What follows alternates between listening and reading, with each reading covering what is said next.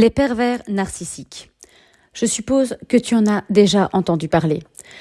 Soit tu en as connu un dans ta vie, soit tu connais une amie qui en a été victime. C'est une sorte de phénomène dont on n'entendait pas parler avant. Et pourtant, si ce sujet te parle, si tu veux savoir comment je me suis débarrassée de celui qui a partagé ma vie et comment, au moment où j'ai touché le fond, j'ai rebondi jusqu'aux étoiles, je pense que cet épisode va te plaire. Et surtout, va te redonner l'espoir. Bienvenue dans Confidence d'une guerrière. Ici, on parle développement personnel avec simplicité, intensité et authenticité. Je suis Laurie et à travers ce podcast, je t'aide à te reconnecter à toi-même pour t'apprendre à t'épanouir pleinement dans ta vie comme dans ta relation de couple. Ensemble, on va harmoniser tes énergies féminines et masculines, allier puissance et douceur et développer ton self-love pour mieux aimer et mieux être aimé. Alors respire profondément, c'est parti. Bonjour à toutes et bienvenue dans Confidence d'une guerrière. Ceci est l'épisode 6 et la 4e partie de la série spéciale L'éveil d'une guerrière en talons, dans laquelle je te dévoile comment j'ai transformé mes blessures en puissance et comment est né mon concept de guerrière en talons. Si tu es là, je suppose que c'est parce que tu veux connaître la suite de l'épisode précédent, ou si tu es nouvelle dans ce podcast, je te remercie de me rejoindre dans cette aventure et je t'invite à d'abord écouter au minimum les épisodes 3 à 5 pour comprendre le contexte. Mais ce n'est pas obligatoire pour apprécier celui-ci à sa juste valeur. Dans l'épisode précédent, je t'ai raconté les péripéties du début de ma vie d'adulte, mes pertes, mes échecs, et comment, à force de ne pas être vraiment moi-même, j'ai fini par me perdre à chaque fois un peu plus dans chaque relation. Pour rappel, c'est surtout quand j'ai fini dans une jolie petite vie qui cochait toutes les cases que j'ai le plus réalisé à quel point je m'étais oubliée. Mais il y a un message important qui suit cette histoire et que je veux te partager aujourd'hui. Ne crois pas que parce que tu as eu une révélation, c'est bon, tout est réglé et que tu ne referas pas les mêmes erreurs. C'est faux, archi faux. On a malgré nous des schémas internes qui sont ancrés si profondément que même lorsqu'on les a conscientisés, on risque encore de replonger. Si on ne change pas radicalement notre identité profonde, on y retourne inévitablement. Et c'est un peu ce qui m'est arrivé, sauf que je ne l'avais vraiment pas vu venir, tellement le contexte était différent d'avant. Dans mes précédentes relations, c'était en général moi qui étais celle qui prenait soin de l'autre, celle qui prévoyait les sorties, souvent même celle qui gérait financièrement. J'étais aussi celle qui tirait vers le haut. Je ne veux pas être condescendante, mais la majorité de mes ex n'étaient vraiment pas à la hauteur et je le savais. Et on me le disait. Et je suis sûre que toi aussi tu as déjà vécu ça.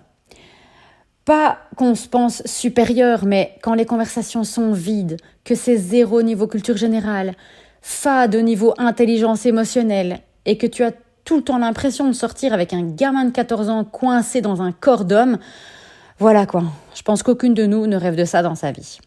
Mais pourquoi on fait tout ça ? Pourquoi on choisit des hommes qui ne nous arrivent pas à la cheville ? Je suis sûre que si tu t'es pas posé la question pour toi-même, tu as déjà dû te poser la question pour quelqu'un que tu connais ou quelqu'un que tu as croisé dans la rue, ne serait-ce qu'en te basant sur l'apparence physique. Certainement parce qu'inconsciemment, on est coincé dans un cercle vicieux de mauvaise estime de nous. Certainement qu'au fond, on pense qu'on ne mérite pas quelqu'un de plus haute valeur ou qu'on a peur de ne pas savoir le garder si on le trouve. On a peur de le faire fuir et de souffrir. Ce n'est pas le sujet, mais ce sont des bonnes questions à se poser, je trouve. Toujours est-il que j'en étais donc à un moment de ma vie où j'étais blasée. Je ne me projetais plus. Je savais que mon rêve d'être mariée et maman avant 30 ans était fichu. Je ne me voyais pas être mère au-delà de mes 30 ans. Donc, je vivais juste au jour le jour. Je me disais même que peut-être qu'en fait, ce n'était pas pour moi. Et j'étais OK avec le fait de lâcher prise et de voir ce que la vie me réservait. Et surtout, ce que je voulais, c'était enfin être avec quelqu'un qui prendrait soin de moi. Je voulais faire l'égoïste un peu. Penser à moi pour une fois, passer en premier, arrêter de courir après la validation, la reconnaissance, l'amour. Alors je sortais avec des amis, je profitais de la vie en toute légèreté. Je commençais à être un petit peu plus sur les réseaux sociaux. Et il y en avait toujours pour croire qu'ils étaient sur une appli de rencontre. Je pense qu'on a toutes reçu ce genre de message. Il m'arrivait parfois de discuter pour passer le temps, mais sans que ça aille plus loin, ça ne m'intéressait pas. Puis un jour, j'ai reçu un message d'un gars que je ne connaissais pas. Mais son approche m'a plu, en fait. Il était assez direct. Et j'ai toujours aimé ça. Bon, les jeux de cours après moi que je t'attrape, franchement, je te laisse courir tout seul, c'est pas la peine. Et dès le début, le contact a été très facile. On rigolait, on parlait de tout. Et après quelques jours, j'ai accepté de le rencontrer en personne. Je n'y accordais pas vraiment d'importance, j'avais aucune attente. Juste au moins de ne pas tomber sur un malade et de passer une soirée agréable. Et en vrai, j'ai passé une assez bonne soirée. Je le trouvais vraiment pas exceptionnel. Mais dès le premier rendez-vous, il avait eu des petites attentions assez sympas. Il avait pris en compte tout ce qu'on s'était dit dans nos discussions. Et on a vite accroché. Je me souviens que très rapidement, il s'est vraiment investi dans la relation. Il était très démonstratif, super attentionné. J'étais pas vraiment habituée à ça personnellement. Je me disais, tiens, pour une fois, il y en a un qui m'écoute quand je parle. Et je me souviens même avoir dit, après quelques semaines de relation, soit c'est l'homme de ma vie, soit c'est un grand malade. Je te laisse deviner lequel des deux choix s'est avéré. Et donc au début, il était vraiment très généreux. Il nous a offert des vacances, il me faisait des cadeaux, des surprises. Il avait des attentions envers moi qui étaient vraiment réfléchies pour me faire plaisir. Il m'avait même donné les clés de son appart. Ça pouvait vraiment faire peur, c'est clair. Mais en même temps, c'était tellement rare un gars qui, lui, n'avait pas peur de prendre les choses au sérieux, que je me suis dit qu'au final, je n'avais rien à perdre à lui donner sa chance. C'était quelque chose de différent, donc. Et ce genre d'amour inconditionnel, je l'avais jamais vraiment connu. Passer en premier, être traitée comme une princesse, que mes moindres désirs soient réalisés sans même que j'aie demandé quoi que ce soit, ben ça faisait extrêmement plaisir. Et au début, moi, j'avais une sorte de résistance. J'y croyais pas vraiment. Je m'attendais à avoir une mauvaise surprise. Je me disais, c'est quoi le revers en fait, c'est quoi le piège? Mais finalement, les mois passaient et je le voyais pas changer. Alors petit à petit, j'ai fini par lâcher du lest et y croire un petit peu, de plus en plus. Et très rapidement, on ne s'est plus quitté. Et on se rend compte que c'est ridicule de garder 2 logements alors qu'on pourrait économiser un loyer. Alors il est venu vivre avec moi dans ma fameuse maison toujours pas vendue, tu vois. Si tu as écouté les autres épisodes, tu sais de quoi je parle. Et à l'époque, à part lui et mon boulot, je voyais encore ma grand-mère. Elle avait sa propre petite vie de son côté. Elle avait réappris à vivre, à sortir, à voir des gens depuis le décès de mon grand-père. Mais elle essayait tout de même toujours de me faire culpabiliser de ne pas aller la voir souvent. Mais bon, j'essayais de pas retomber dans ce piège-là, quoi. Et ma mère, elle avait totalement replongé dans cette addiction. Elle avait recommencé à se droguer. Je faisais tout mon possible pour l'aider à sortir de ça. J'essayais de la voir souvent. Je l'ai même prise chez moi pendant quelques semaines pour la voir à l'œil. Sauf que c'était invivable. Et bien évidemment, mon copain se montrait très compréhensif. Mais il me faisait quand même souvent remarquer à quel point elles étaient toutes les deux toxiques pour moi, pour nous. C'était pas faux. Et lui, par contre, continuait à bien mettre en évidence le fait que lui faisait tout pour moi. Au contraire, tu vois. Et à l'époque, je ne pouvais que lui donner raison. Mais tout a commencé à changer quand j'ai par hasard été démarchée par une fille qui bossait dans un MLM, dans un marketing de réseau, quoi. Dans le domaine du sport et de la nutrition, et qui étaient 2 sujets qui me passionnaient depuis ma perte de poids. J'ai commencé à bosser avec elle et c'est devenu une vraie passion. J'ai commencé à côtoyer de nouvelles personnes, à bosser dans le développement personnel, à refaire plus de sport, etc. Et là, j'ai commencé à voir que même s'il faisait tout pour prétendre le contraire, ça le faisait tiquer un peu. Il voulait aussi côtoyer les mêmes personnes, bosser dans le même MLM. Comme ça, on le faisait en couple, disait-il. Ça allait renforcer notre relation de faire ça ensemble. Et comme par hasard, il avait toujours quelque chose à redire sur les gens que je rencontrais ou sur ce que je faisais. Et on commençait à souvent se disputer, évidemment, parce que je ne suis pas si facilement influençable, malgré tout. Mais bien entendu, selon lui, c'était moi le problème. Moi qui ne voyais pas les choses clairement. Moi qui côtoyais des gens qui voulaient foutre notre couple en l'air. Moi qui ne comprenais pas qu'il était le seul à faire autant pour moi. Lui, il voulait juste me protéger et moi, je ne le voyais pas. Alors que ma famille, elle, me faisait tant souffrir. Et il voulait pas que je souffre avec mes nouveaux amis non plus. C'était pas faux. Il faisait tout pour me faire plaisir, tout le temps. Je commençais même à me poser des questions. Est-ce que c'était moi qui ne reconnaissais pas sa valeur ? C'était moi qui sabotais notre couple, peut-être. Vu que j'étais pas habituée à ce qu'on prenne soin de moi. Est-ce que c'était moi le problème, quoi ? Vraiment, je commençais vraiment à me remettre en question.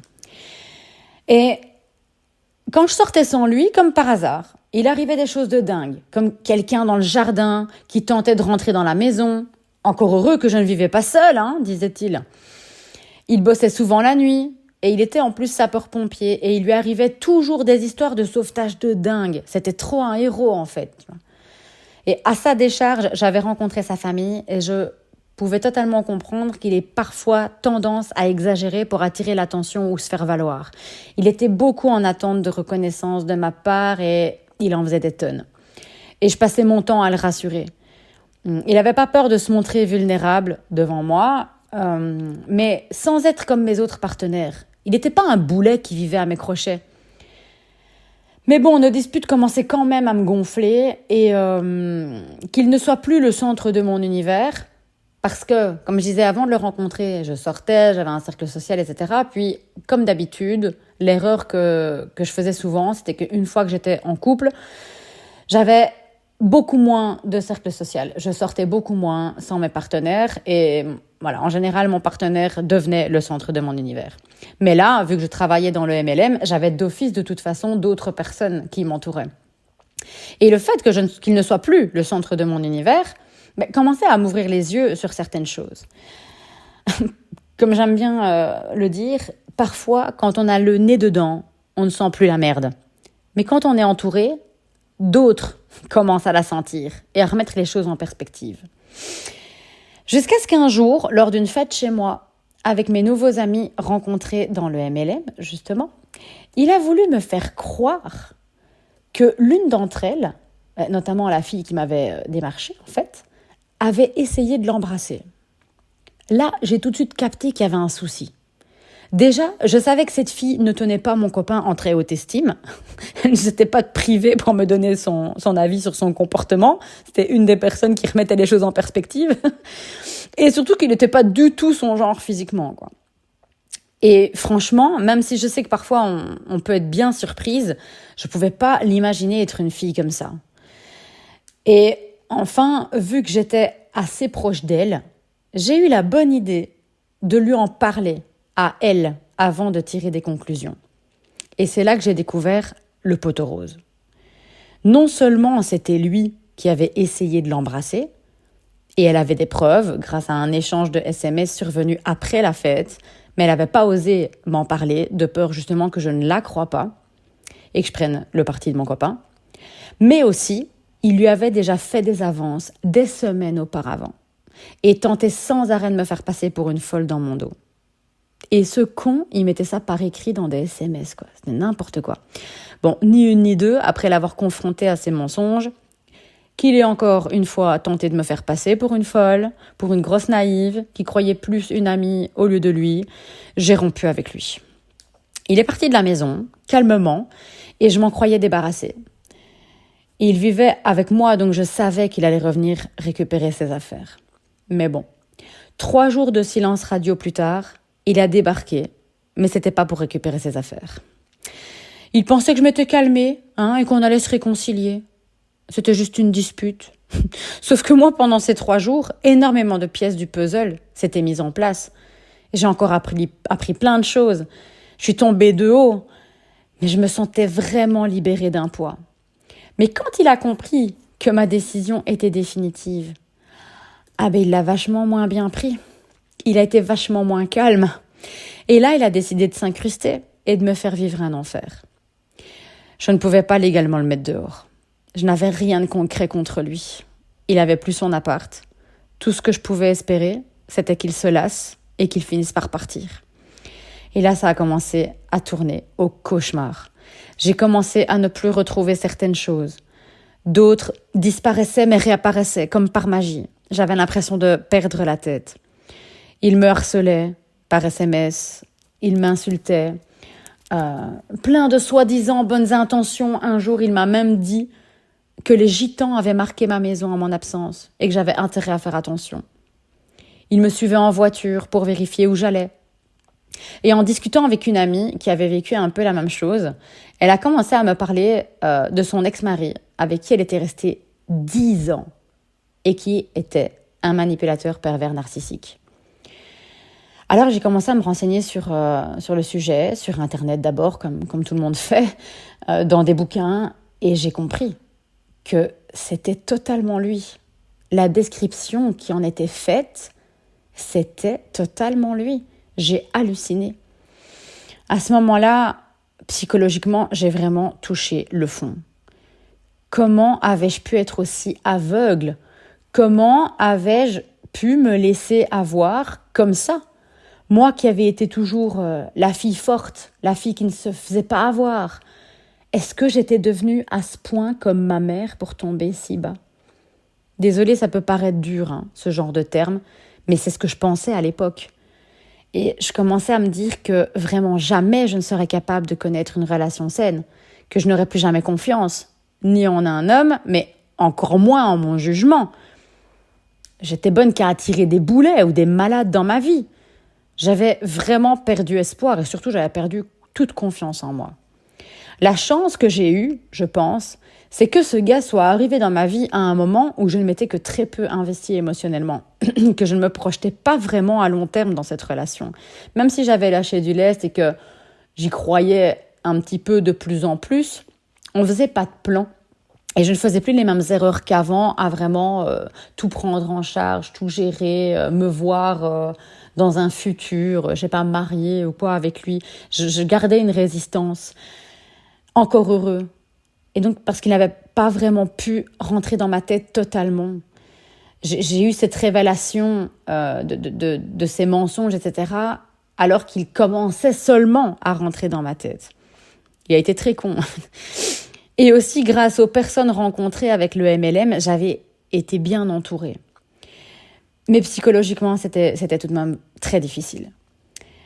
En plus, il pouvait avoir des comportements un peu violents parfois. Pas avec moi, je précise, mais apparemment, il avait fait du MMA plus jeune, en tout cas, c'est ce qu'il m'avait raconté. Et clairement, quand on était à l'extérieur, si quelqu'un le cherchait, il montait vite au créneau, quoi. Et petit à petit, en fait, il avait réussi à installer un climat dans lequel je ne savais pas de quoi il était capable. J'avais donc peur pour la première fois de ma vie. Pas forcément peur qu'il me fasse du mal physiquement, en tout cas il m'en faisait psychologiquement, et surtout, vu que je devais partager ma maison avec lui, je devais continuer à vivre avec ce malade jusqu'à ce qu'il accepte de partir. Mais à chaque fois que je partais travailler, moi j'avais peur de retrouver ma maison, je sais pas moi, vide, qu'il ait tout pris, qu'il ait pris mes meubles, j'en sais rien, ou retrouver la maison en feu, ou que sais-je, c'était horrible. Et c'était à chaque fois une surprise de voir que finalement, à part les petites choses que je retrouvais plus ou qui disparaissaient et réapparaissaient, tout était intact. Et je continuais à tenter de comprendre quoi faire au travers de mes lectures. Et ça m'a beaucoup aidée parce que j'ai compris que c'était pas parce que j'avais un problème que j'avais attiré quelqu'un comme ça dans ma vie. Mais bien, justement parce que j'avais une personnalité forte et que le plaisir sadique d'un pervers narcissique, c'est justement d'aspirer cette force hors de sa partenaire. C'est ce qu'il essayait de faire, d'aspirer cette force hors de moi comme un parasite. Et ça m'a aussi beaucoup aidé à relativiser quant à la probabilité qu'il passe réellement à l'action. J'ai alors pris mon courage à deux mains. Après des semaines, j'ai tenté d'appliquer les conseils des livres. Apparemment, la seule manière de désamorcer son emprise était de lui montrer qu'elle n'existait plus. Plus facile à dire qu'à faire. Et un jour, j'ai décidé. Je l'ai affronté, parce que vivre comme ça, c'était plus possible. Il fallait que je tente le tout pour le tout. Alors, donc, je l'ai affronté, les yeux dans les yeux, et j'y suis allée au bluff. Je l'ai menacé de le jeter dehors. J'ai prétendu qu'il n'avait aucun droit de rester là, si c'était pas ma volonté, parce que c'était ma maison. J'ai fait le pari qu'il ne s'était pas renseigné sur le sujet. Il n'était pas non plus très futé. J'ai clamé que je n'avais absolument pas peur de lui, que je savais que ce n'était que des menaces dans le vent, et que de toute façon, j'avais prévenu la police. Donc s'il tentait quoi que ce soit, c'était assez risqué péril. Et ce soir-là, il est parti. Je me souviens quand il a quitté la pièce, je tremblais. Il ne m'a plus adressé la parole. Il ne m'envoyait plus d'SMS. Et quelques jours plus tard, il avait disparu de ma vie. Je n'ai plus jamais entendu parler de lui. En fait, pensant qu'il n'avait plus de pouvoir, c'était plus marrant. Et il n'avait plus rien à gagner. À ce moment-là de ma vie, je n'ai vraiment pas vécu ça comme une victoire. J'étais au plus bas psychologiquement, j'étais drainée, je remettais tout en question. Je voulais plus entendre parler de couple, surtout pas j'avais plus confiance aux hommes. Par contre, ce que j'ai pu en tirer, c'est de savoir exactement ce que je ne voulais pas, ce que je n'accepterai plus jamais dans ma vie, les erreurs que je ne referai plus. J'avais vraiment atteint les limites de ma tolérance, de mon empathie, de ma bienveillante naïveté. C'était hors de question. Ces 9 ans de ma vie que je viens de te raconter, dans l'épisode précédent et celui-ci, ont été un vrai chaos. Car, bien entendu, je ne t'ai parlé que des éléments pertinents, là où de vraies leçons ont été tirées. Je ne parle pas de chaque rencontre, chaque obstacle, chaque dispute, chaque échec. Je le ferai peut-être un jour, quand j'écrirai mon livre. Oui, un jour j'écrirai un livre, voire plusieurs. Mais la vérité, c'est que c'est aussi grâce à ces années que j'ai commencé à réaliser que j'avais des schémas internes qui ne fonctionnaient pas, que je recherchais sans arrêt la validation extérieure, que je voulais être parfaite, car je pensais que c'était nécessaire pour être acceptée, pour être aimée. Sauf que c'est cette force, cette recherche de validation, cette recherche de bonheur venant de l'extérieur, c'est tout ça qui n'a fait que me mener à ces échecs, à ces leçons au final. Et c'est alors que va se passer un truc de fou. Je travaillais dans une école qui avait développé un programme pour des mineurs étrangers non accompagnés depuis 2 ans. Et j'avais une collègue qui était devenue une amie assez proche. Elle avait connu mon ex et avait d'ailleurs halluciné de ce qui se passait dans mon privé, alors qu'en public, tout avait l'air d'aller si bien. Encore une chose que je prenais pour une force, mais qui ne m'a pas toujours été bénéfique. Le fait de faire bonne figure devant les gens, de prétendre que tout va bien dans mon couple quand ça ne va pas. Quoi qu'il en soit, cette amie et moi, en vrai, on parlait rarement de nos relations amoureuses.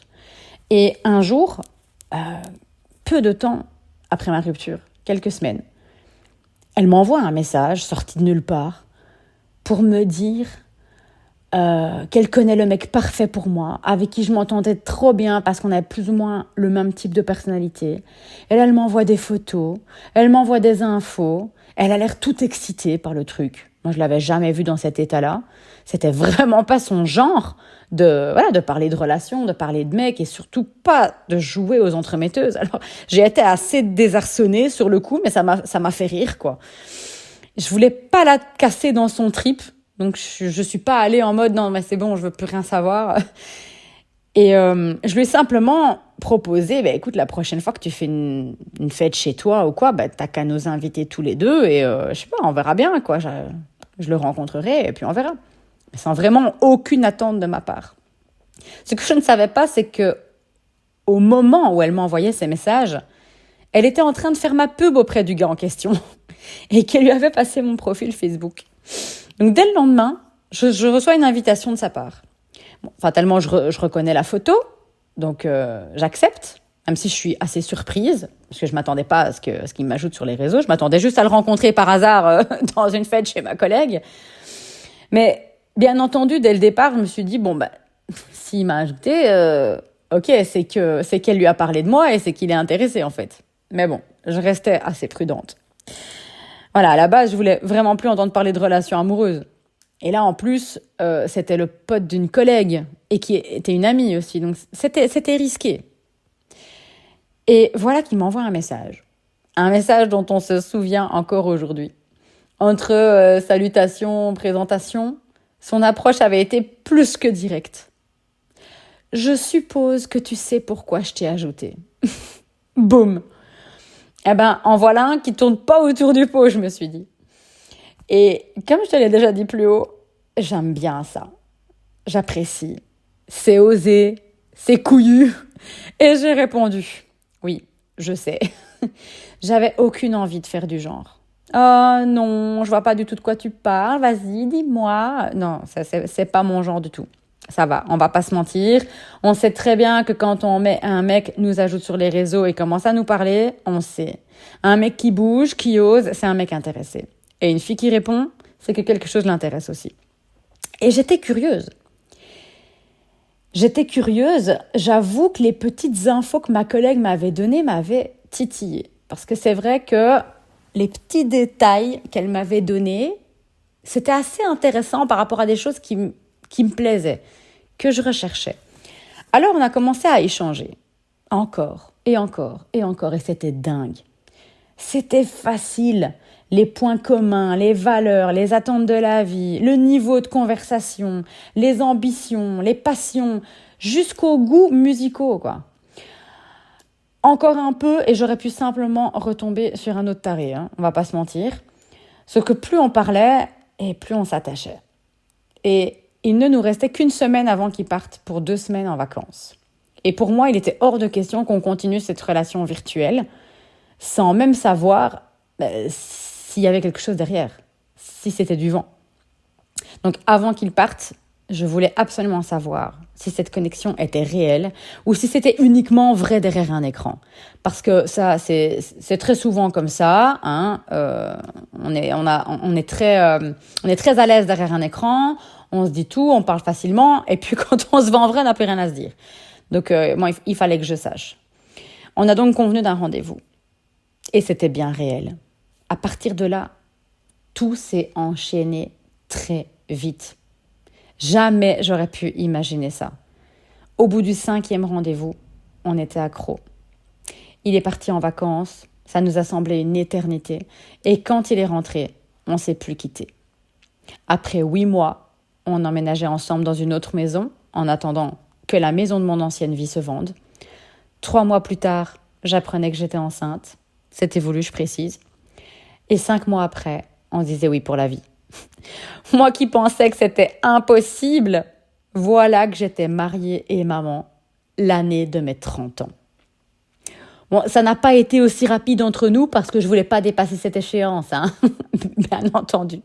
Ça a été rapide parce que c'était tellement juste, tellement aligné, c'était évident en fait. Comme une foi. C'est pas ma tête qui parlait. C'était pas mes émotions, c'était pas la chimie du début de la relation, c'était évident. Je le sentais dans toutes les fibres de mon corps que that's it. C'était lui. Quand on sait, on sait. Pourquoi ça a fonctionné ? Comment on fait pour que notre couple marche toujours aussi bien ? Pas parce que c'est parfait, loin de là. Des obstacles, des difficultés, des disputes, on en a connu, beaucoup, et on en connaît encore. Mais toutes les leçons que j'ai tirées de mes expériences m'ont aidé à être plus à l'écoute, à mieux me connaître, à mieux anticiper, à mieux réparer aussi.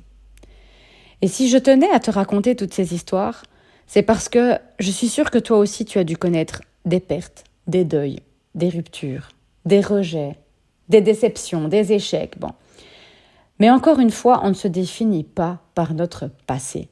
Le poids qu'une histoire du passé a encore dans ton présent, c'est toi qui lui octroies. C'est toi qui lui donnes du pouvoir. Et en reprenant cette responsabilité, tu peux aussi reprendre le pouvoir. Et tu peux décider de ne plus donner de pouvoir à ces histoires du passé. Tu peux décider par quoi tu te définis. Tu es bien plus qu'un choix d'études, qu'une réussite amoureuse ou professionnelle. Tu n'es pas le résultat des erreurs de tes parents ou des mauvaises décisions que tu as prises dans ton passé. Ta valeur va bien au-delà de ça. Tout ce que tu as vécu, toutes les personnes que tu as rencontrées, tous tes échecs, sois reconnaissante de tout ça. Car même si ça apparaît comme douloureux, parfois, souvent, c'était nécessaire. Et ça a fait de toi la femme que tu es aujourd'hui. Ces épisodes de ma vie, En réalité, je n'ai jamais eu de mal à en parler. Justement parce que je sais que certaines vivent des situations similaires et n'osent pas se confier. Peut-être par honte, par peur. Et je voulais ouvrir la porte si elles avaient besoin de se sentir comprises, de sentir qu'elles n'étaient pas les seules. Je sais pertinemment ce que c'est de se sentir seule, même lorsqu'on est physiquement entouré. Mais lorsque j'en parle aujourd'hui de ces histoires, c'est aussi parce que, au-delà des blessures, j'ai réalisé que mon mode guerrière ne m'avait jamais réellement quittée et que mon mode, comment on va l'appeler celui-là, mon mode empathique, non plus.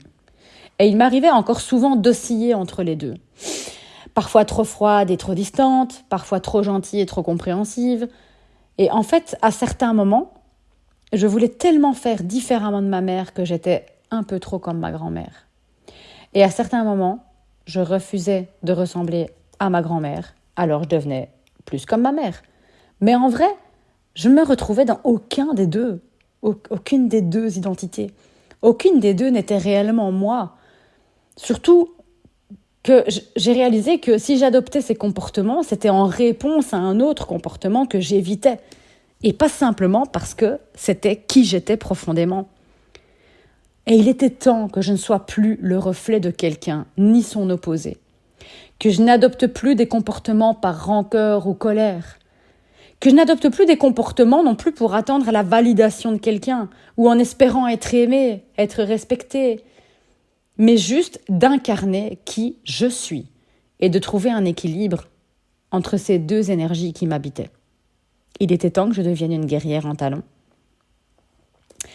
Dire oui à mon énergie masculine qui me pousse à l'action, qui me garde les pieds sur terre, qui maintient un certain ordre, qui me pousse à mettre en priorité ma logique, mais aussi accepter ma part d'énergie féminine que j'ai pendant longtemps un peu enfouie en moi, reniée, alors que c'est elle en vrai qui me rend aussi intuitive, aussi puissante, aussi vibrante.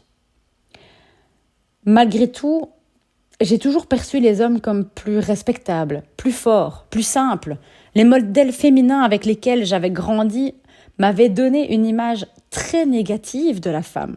Je voyais la femme comme un être faible, subissant ses émotions, se plaignant sans arrêt, étant toujours dépendante d'un homme ou de l'amour. Ce qui était inacceptable pour moi.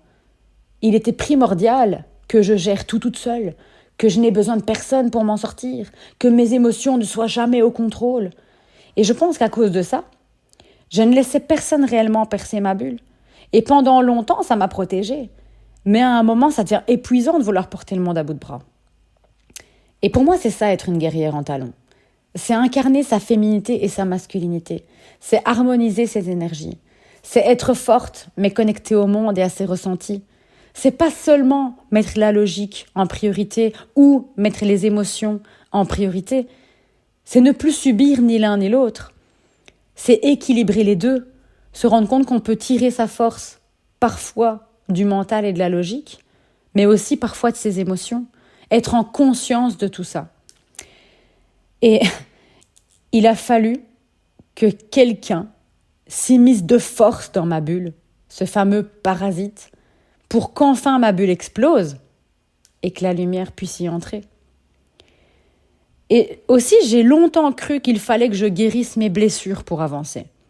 Que tant que j'avais des blessures de l'enfance par rapport à ma mère, mon père, ma grand-mère, que j'aurais toujours des failles, que je ne serais jamais dans ma pleine puissance. Il fallait pas que je sois, que j'accepte le fait que j'ai été blessée et que des choses m'aient atteinte. Il fallait que je sois forte, il fallait que je gère, il fallait que je sois au contrôle. Alors que c'était faux. De mes blessures sont nées mes forces. Elles ont été un tremplin vers cette manifestation de l'amour avec un grand A dans ma vie. Et dans l'épisode suivant, j'aborderai comment la relation avec mon mari a changé ma vie. Ce qui a bousculé mes croyances, ce qui m'a redonné la foi et ce qui m'a poussé à m'élever. Attention, je ne veux pas dire que c'est le fait d'avoir eu un homme et une relation amoureuse qui fonctionne, qui a tout changé dans ma vie. c'est plutôt en termes de chronologie. À ce moment-là, j'ai tellement retrouvé la foi, j'ai tellement mieux compris pourquoi il arrivait à ce moment-là de ma vie, qui j'étais devenue pour enfin attirer le bon, en gros. C'est ça qui a tout changé. Je te parlerai aussi de comment j'ai remis tout mon fonctionnement en question. Parce qu'à un moment, malgré tout, je te parlais de schéma interne, à un moment, je me suis à nouveau perdue dans mes rôles d'épouse et de maman. Mais j'ai quand même réussi à synchroniser tout ça avec mon rôle de femme. Et j'expliquerai aussi pourquoi j'ai décidé de développer un business guidé par ma mission d'âme. Merci beaucoup d'avoir écouté cet épisode de Confidence d'une guerrière. C'était un épisode de pure transparence, de pure vulnérabilité, de pur partage avec toi. Et si cet épisode t'a plu, pense à t'abonner pour ne manquer aucun épisode. Et surtout, partage-le à une autre guerrière qui en a besoin. Viens aussi me retrouver sur Instagram pour encore plus de conseils, d'inspiration et d'échanges. Tu trouveras mon pseudo en description. Et si tu veux m'aider à faire grandir ce podcast, laisse-moi 5 étoiles et un petit avis. Ça fait toute la différence. On se retrouve très vite pour un nouvel épisode. D'ici là, rappelle-toi que le bonheur ne vient pas de l'extérieur. Et aussi, n'oublie pas que le changement est bien plus simple que tu ne le penses et que tu es bien plus puissante que tu ne le crois.